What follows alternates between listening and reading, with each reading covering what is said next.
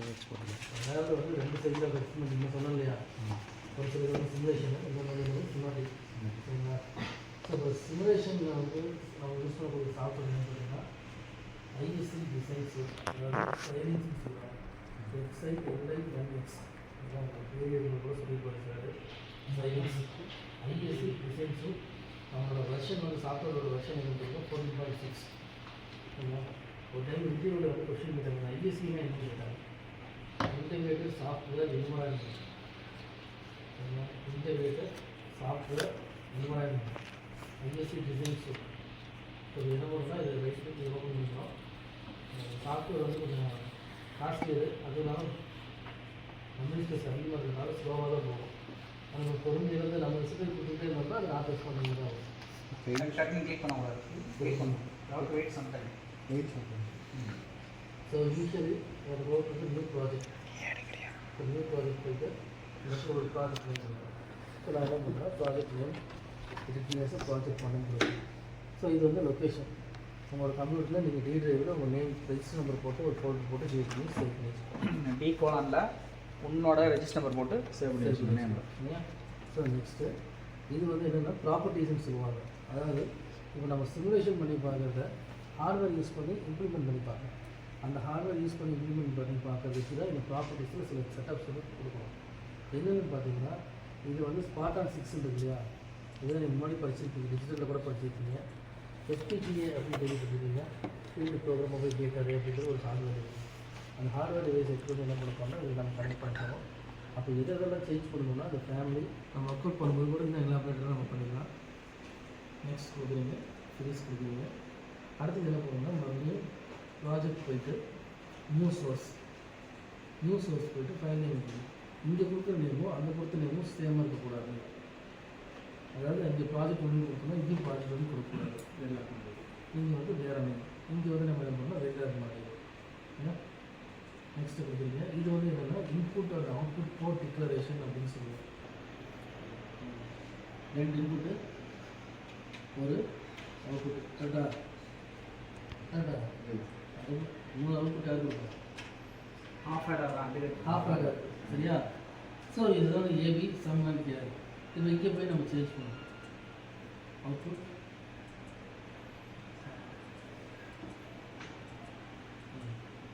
Input output. So A and B அப்படிங்கிறது உங்களுடைய inputs, half ஆர்டருடைய இன்புட்டு. சம் அண்ட் கேரி அப்படிங்கிறது ஆஃப் ஆர்டருடைய அவுட்புட்ஸ். ஓகேவா? சப்போஸ் இப்போ ஏ அண்ட் பி வந்து பார்த்தீங்கன்னா அது மல்டிபிள் டைப் இருக்கும். வசதி 3 0 அப்போ 4 0 1 2 3 சரி அரே அப்படின்னு சொல்லுவாங்க. இப்போ நமக்கு தேவையில்லை, அதனால் நான் என்ன பண்ணேன்னா இது 0 வந்து structural or gate level model, இது வந்து பிஹேவியரல் லெவல் மாடல். இதில் காம்பினேஷன் லாஜிக் சர்க்யூட்ஸுக்கு எப்பவுமே டேட்டா ஃப்ளோவும் ஸ்ட்ரக்சரல் லெவலில் யூஸ் பண்ணுவாங்க. பிஹேவியர் லெவல் அப்படிங்கிறது mainly suitable for sequential logic circuits. உங்களுக்கு டிஃப்ரென்ஸ் தெரியுதுங்களா? காம்பினேஷனில் வந்து சீக்வன்ஷியல் எங்கெல்லாம் கிளாக் வருதோ மெமரி வருதோ அதெல்லாம் வந்து சீக்வன்ஷியல் லாஜிக் சர்க்யூட்ஸ். அதுக்கு வந்து எங்கே போகணும்னா பிஹேவியர் லெவல் மாடலிங் போனால் தான் நமக்கு என்ன பண்ண முடியும், ப்ரோக்ராம் வந்து ஈஸியாக இருக்கும். இப்போ நம்ம என்ன பண்ண போகிறோம், ஆஃப் ஆர்டர் அப்படிங்கிறத வெறும் காம்பினேஷன் லாஜிக் சர்க்யூட்டில் ஒரு ஆஃப் ஆர்டருக்கு data flow level modelling program வந்து டைப் பண்ணலாம். சரியா? இப்போ என்னென்ன கமெண்ட் கொடுத்தீங்க ஈஸியாக எழுதிருக்கீங்க. அவங்க ஆல்ரெடி டிஃபால்ட்டாக மாடியூல் இன்புட் அவுட்புட் எல்லாம் பண்ணியாச்சு. இங்கே வந்து சம்ம carry sum is equal to XOR இல்லையா, அது carry equal to A and B. ரொம்ப சிம்பிள். ஸோ இப்போ போய்ட்டு சேவ் பண்ணிக்கிறீங்க. இந்த ப்ளூ கலரில் ஐக்கன் இருக்கு இல்லையா, இது வந்து சேவ் பண்ணுங்கள். இதை கொடுத்துட்டு அடுத்தது என்ன பண்ண போட்டோம், சிந்தசைஸ் எக்ஸிஸ்டிங் சமாவுக்கு போச்சு, இந்த சிம்பிள் கொடுக்கல இல்லையா, இந்த இடத்துல இந்த சிம்பிள் போல் 2 ஈக்குவல் கொடுத்துட்டீங்க. அந்த மாதிரி என்ன இருக்குன்னா உங்களுக்கு வந்து டிக் மார்க் வராது, கிராஸ் மார்க் இருக்கிறாங்க.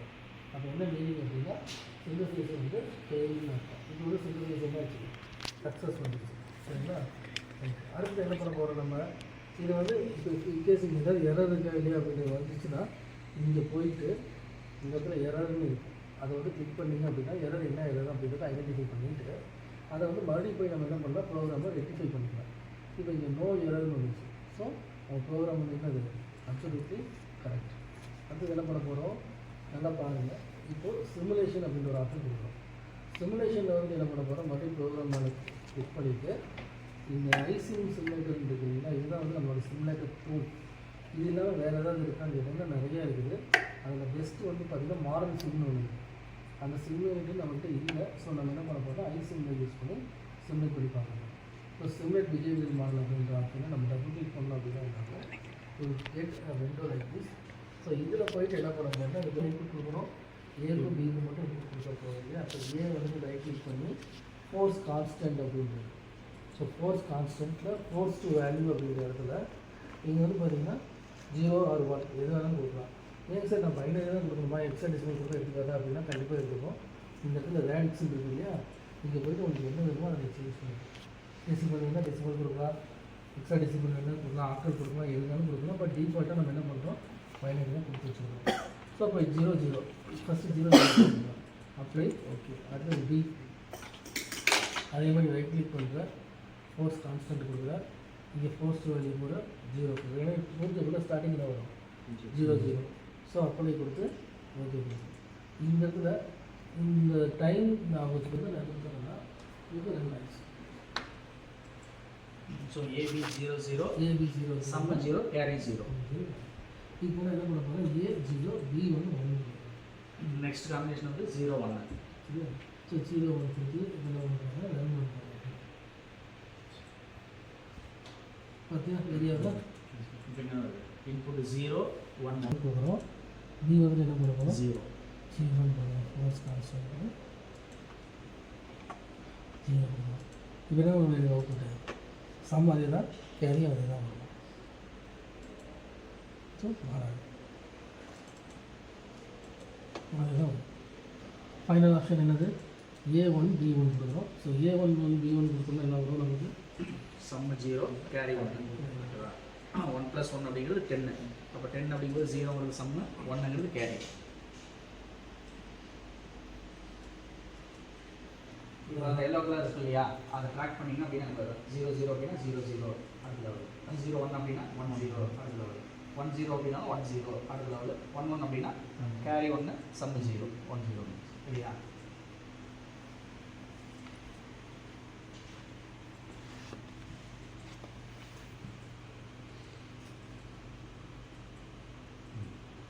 ஓகேவா. ஸோ இந்த டைமிங் டயக்ராமும் உன்னுடைய சிமுலேஷன் ரிசல்ட் அப்படின்னு ஒரு ஸ்பேஸ் இருக்க முடியும், அங்கே ட்ரா பண்ணிக்கிறீங்க. ஓகேவா. This is the simulation where for half adder cycle. இப்போ இது அப்படியே சேவ் பண்ணிக்கலாம் முடிஞ்சிருக்கு. அடுத்து மறுபடியும் நம்ம வந்து இது சைடிங் ஓப்பன் பண்ணி இங்கே போயிட்டு மறுபடியும் இன்டர்மீடியட் கொடுக்கணும். இங்கே போயிட்டு இந்த ப்ளஸ் எக்ஸ்டெண்ட் பண்ணிங்கன்னா ஆர்டிசி மட்டும் வரும். ரெஜிஸ்டர் ட்ரான்ஸ்ஃபர் லாஜிக் அப்படின்னு சொல்லுவாங்க. அதாவது நம்ம சர்க்யூட்டை ஸ்கிமேட்டிக் டயக்ராம் வரும், நம்ம என்னென்ன லாஜிக் கேட்ஸ் யூஸ் பண்ணுறோம். இந்த நேரம் இதுக்கு கூட எங்கே பார்த்துருக்கோம்னா நோட்டில் போட்டு பார்த்துருக்கோம். இதுதான் வந்து கேரி அண்டிகேட். இது வந்து இது எக்ஸ்ஆர், இதுதான் இது எக்ஸ்ஆர் சம்முக்கு. இது வந்து கேரி. சரியா.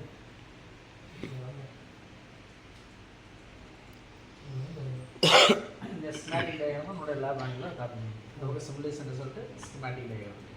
அவ்வளோதான். இதில் ஏதாவது டவுட் இருக்குதுன்னு பார்த்ததா இதுதான் நீங்கள் காம்பினேஷன் சீக்வன்ஸில் இதெல்லாம் பண்ண போகிறீங்க. இன்னும் நம்ம என்ன பண்ண போகிறோம்னா இம்ப்ளிமெண்டேஷன் ப்ராசஸ், அது இதெல்லாம் முடிஞ்சதுக்கப்புறம் பார்த்துக்கலாம். இப்போ வரைக்கும் ஃபஸ்ட்டு நம்ம நெக்ஸ்ட் முடிஞ்சு நம்ம சிஸ்டம் ஓப்பன் பண்ணி ப்ரோக்ராம் டைப் பண்ணி அவுட் பண்ணி சரியா. ஏதாவது டவுட் இருக்குன்னா போட்டு நாங்கள் டவுட்ஸ் இருந்தால் கேளுங்க.